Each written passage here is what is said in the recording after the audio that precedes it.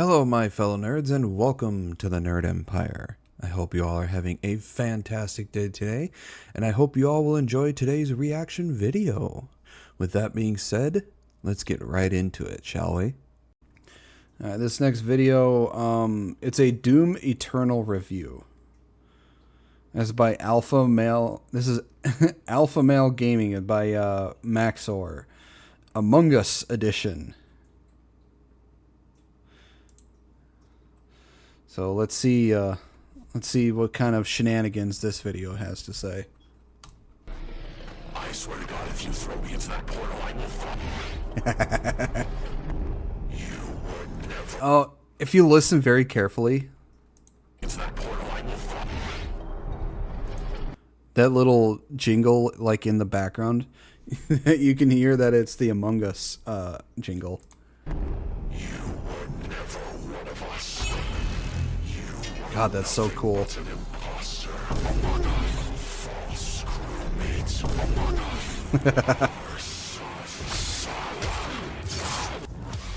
God, Doom guy isn't sus. Doom Eternal is a game with so much testosterone dripping from its orifices that it caused me to create a sun via mitosis in To create a sun via mitosis. You have to admit, anybody who's played any of the Doom games, be it 2016 or Eternal, I haven't played Dark Ages yet, so I can't say anything on that. But anybody who's played 2016 or Eternal has to admit the game just oozes testosterone from every orifice known to man. This game, it just exudes like the aura of, alpha male gaming. It's just, oh my God. The game is so much fun too. It gets you so fucking hyped. It gets your blood pumping. this adventure. You play as John Doom, a man stricken with irrationally severe autism who does not Irrationally severe autism. consider or think through his actions and effects on other people, and in his quest to save mankind, kills God, and Satan God, who is Satan also God. himself. If this in-depth and engaging, hardcore male gameplay sounds Oh, appealing, then I've got of course, you got to get Astolfo in there. the game for you. This game is, of course, the sequel to the critically acclaimed Doom 2016 with a few Why key Sonic? differences. All right then, buddy. I'm going to shit yourself.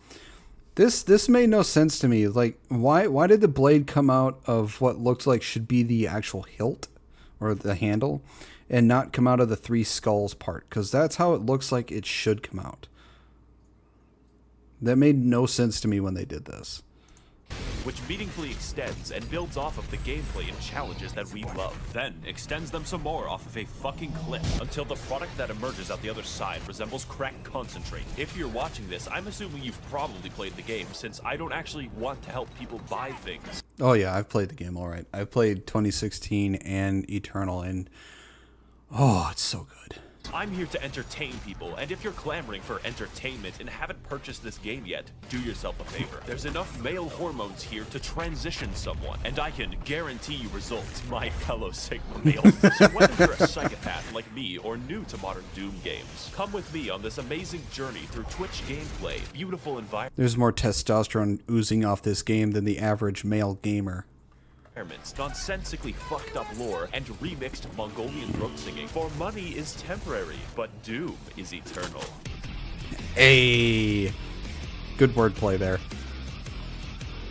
I would say that Doom Eternal's gameplay is quite unique, and not for the reasons that you would think. Everything in Doom Eternal is funneled directly into a single, robust, multifaceted, multinational, and unilaterally combat system, from which the entire game is built around. But Maxor, I hear you thinking, that's every game ever. Yes. Every good game ever. If I, for instance, became 12 and booted up GTA 5, I would be able to do at least a dozen unfun activities. Doom's design is focused harder than the average Persona fan on his local playground, and that is I prefer Final Fantasy over Persona.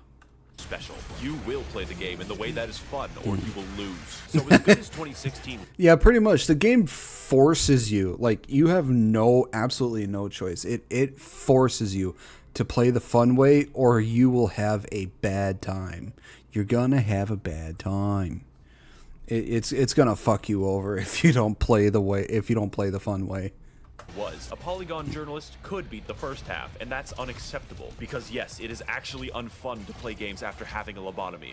I've heard about the Polygon thing, and I've heard that they were so fucking god awful that it was painful to watch. And Doom isn't painful to watch, but for them to accomplish that's amazing in and of itself. In other games, I get to choose between things like stealth, vehicles, or outright combat. Yet Doom Eternal asks the question, why not force you to use every mechanic all the time without stopping? In a world where AAA studios try to pander to everyone, it's refreshing to have a game that sets out to do one thing the best, and actually have developers who give a shit about linear design and gameplay. And the main component of that gameplay is the arsenal, because John Doom uses every weapon throughout the game. The first shotgun is used in the last level, and the last level is used by the first shotgun. When you get an upgrade, it isn't a replacement, it's a... Oh, when the monster gave me the double barrel shotgun, I didn't just leave. I fucking blew his head off. I killed him. Genuine addition to your arsenal. Every one of them has specific uses, and yet these don't interfere at all.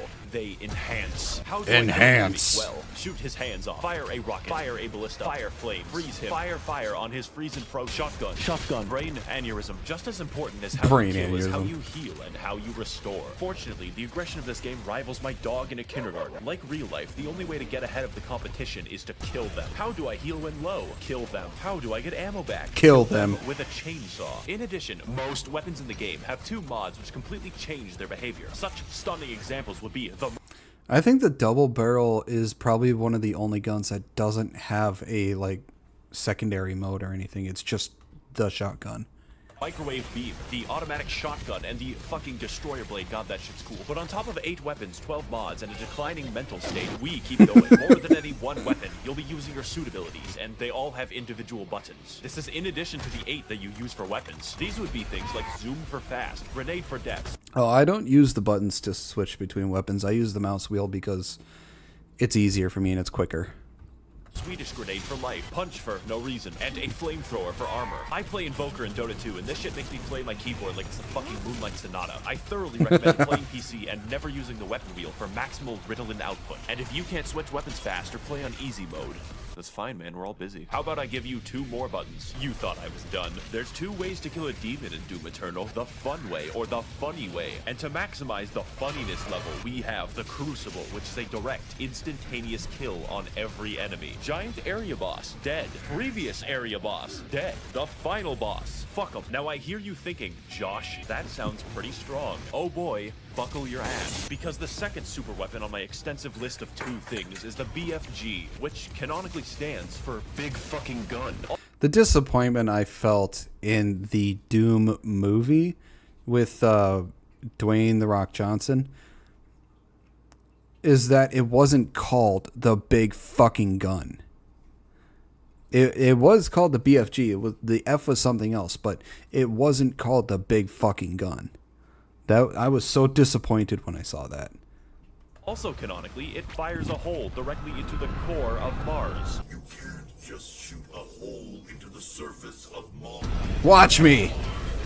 Now, I could kill an enemy the long way, or I could kill him and his dog faster than the ATF at Waco. It clears out everything you can see instantly. I am so thankful the game limits how many times you can do this. Now, I understand that at first... Oh yeah, the game would be way too easy if you could just have unlimited ammo for the fucking BFG. It would just be... the game would turn boring. This may seem complicated, but that just isn't true because the entire game is effectively a tutorial for hard mode. And because you're always learning as you play, it never feels stale. Doom even lets you choose what stats and runes to upgrade. I spec'd entirely into mobility and ammo, making my character a flimsy, crack-addled spider monkey. As a side note, we should release dozens or possibly hundreds of macaques into New York City. They can survive there. Why does Thailand get to keep all of the good monkeys? So what more is there to learn about Doom Eternal? Well, have you ever given thought to the various unwashed baboons that I'm fighting? The answer may shock you. Those are the... As you may have guessed, there are at least 3, perhaps 4 demons in the game, which is a lot for someone who is a small, blonde anime lolly such as myself. But it's the variety of the demons that make the game interesting. Demons can fly, they can roll around like hedgehogs, contract obesity, and be bastards. Contract obesity. Who is Tsushima? Amy Rose? I didn't know she could stand. The point of the entire game, therefore, is to balance targets, switch weapons, and scream internally as you repeatedly fail to be cool. Just like high school. What I'm getting at is every demon has completely different behavior and goals from one another. The Doom Hunter rolls around in a comically small tank. The zombies, like us, exist to die. And the Marauder produces controversy. He does a lot of damage, blocks your attacks, fights you at wild speeds, and can only be attacked after blatantly signaling so. I personally have no issue with him, as I find the challenge fun and engaging. And if you don't, I'm not saying you're wrong, I'm saying you're bad. I'm not getting into the details for each one, since that's not funny. Get but good, don't worry, scrub. there are 27 of them, without DLC. And if you're wondering why I'm fighting the entire cast of Dante's Inferno, you're actually the minority. This game tries at every moment to make exposition collectible. Why is there just a fucking big spear in the planet, and why is heaven comprised entirely of moth people? You cannot stop the procession. It feels like one guy wrote the events of the game, and another guy invented LSD just to write the backstory. So I'm going to combine both of them into a single, accurate interpretation of the Doom lore. If I say something objectionable, just pretend that it's right. Okay, will do.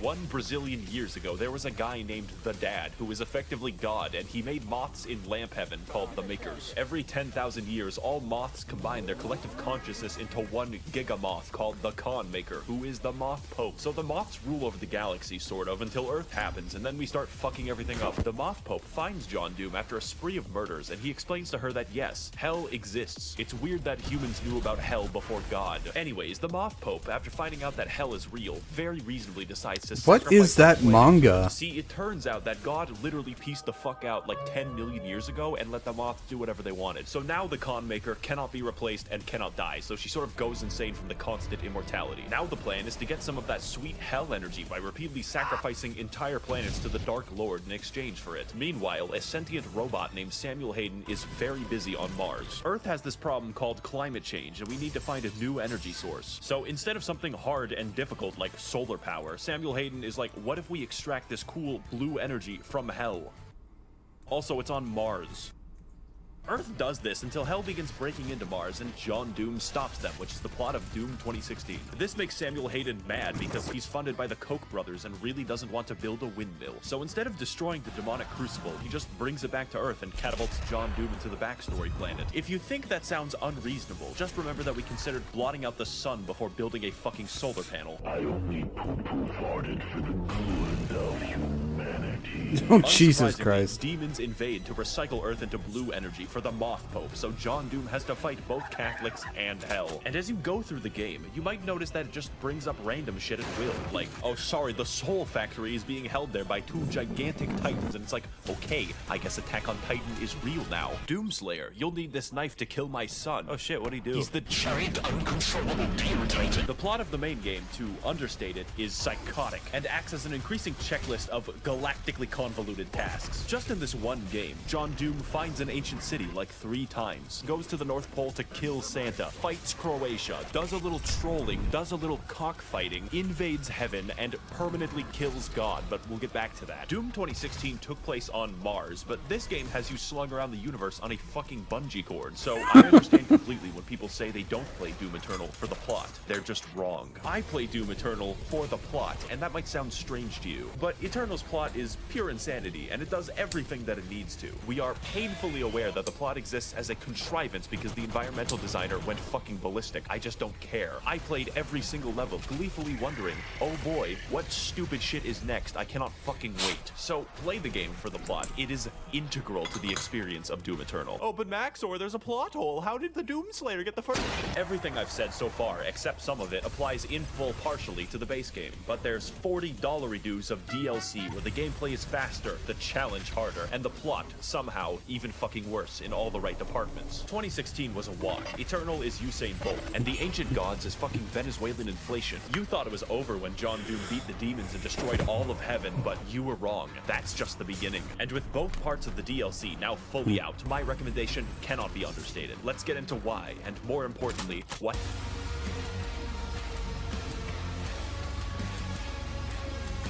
This section of the video is going to be different, far more structural, and aligned with the plot of the DLC. Because the gameplay isn't what's new about the product, it's the challenge and the story. I originally wrote an entire script for this and then trashed it because it doesn't truly communicate how this DLC drove me to insanity, and I hard cope by simping for 2D women. I will tell you if there's a very big gameplay change. Simping for the 2D DLC women is more of what's amazing. If you like Doom Eternal, you will like the DLC.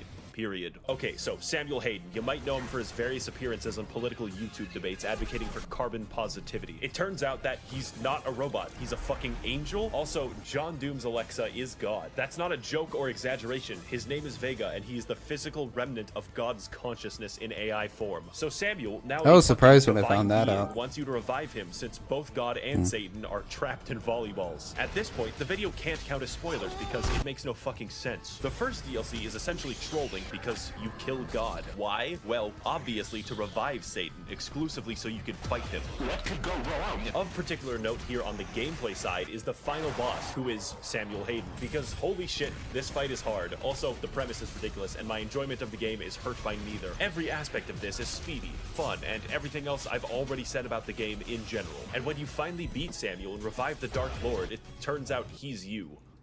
Yeah. The only thing in the world that could possibly kill John Doom, himself. No blood can be sweeter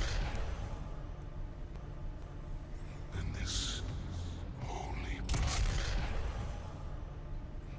So now the not you decides to go to hell where we all belong, and the second DLC is just chasing him. This is of course where the testosterone moves into critical levels. How does one get to the capital city of hell? Well, that's a great question. First of all, go to the planet of Argent Denur, light the bat signal, learn how to train your dragon, okay? Go into the giant spear that pierces the entire planet for some reason, get the key to the Gate of Divum. Now go back to Earth, traverse The Last of Us 2, and find the Gate of Divum. But before I get to the final showdown with Crash Bandicoot Twin Sanity, there's some cool gameplay I want to talk about. You have a fucking hammer in this DLC, primarily used to defy the laws of gravity, but secondarily gives you everything in the game. Health? No problem. Ammo? Absolutely. My deepest, darkest urges? Yes. As I used this, I became more obsessed with hammers than Bob the fucking Builder, and there's plenty of demons to use it on, since the DLC adds a shitload of reskins. For instance, the Spirit is a congealed amphetamine mass that makes every infested target 3 times faster. Microsoft Pinball, who is fun to fight, I promise. And the Blood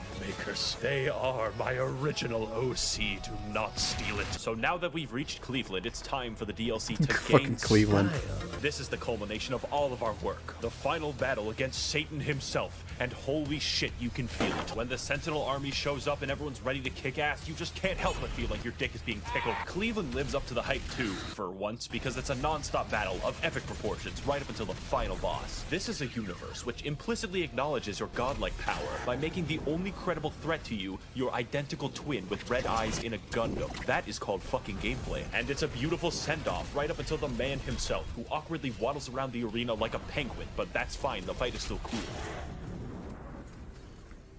Wow, you know, it's so sad that Steve Jobs died of Ligma. Who the hell is Steve Jobs? Ligma balls. Got him!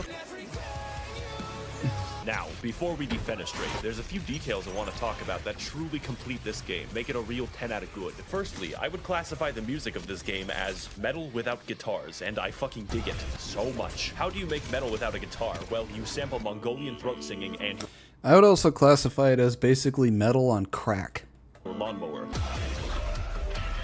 It just sounds so good. Normally, music isn't very important, but it's so good that it becomes important. And the role it plays in setting your mood is vital. Also, the main composer, Mick Gordon, like me, watches virtual YouTubers every waking second of his day. Great minds think alike. In fact, most of the music in this video is just Doom Eternal soundtrack. Guess you'll have to rewatch it over and over again to really listen. I'm sorry, but I don't think Doom would be Doom without the music. The music makes like half, if not 3/4 of the game.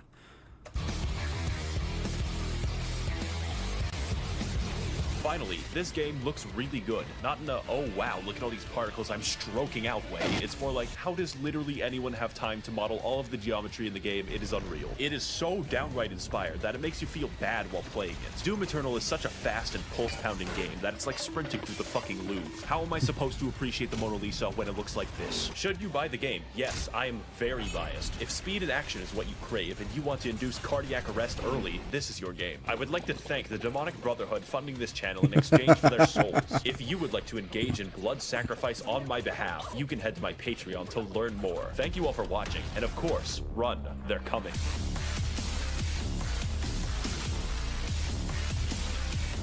Oh god, that was really good. That was really good. That was fucking great. This basically was just like a video. This was basically just a video on crack. Maxor did a fantastic job.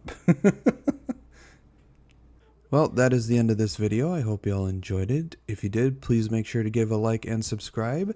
I post videos 3 to 5 days a week here. I also post videos over on my other channel for gaming as well, so please make sure to give that a look-see, see if you enjoy that as well. I also stream anywhere from 3 to 5 days a week as well. Links to all my social medias will be on my YouTube page.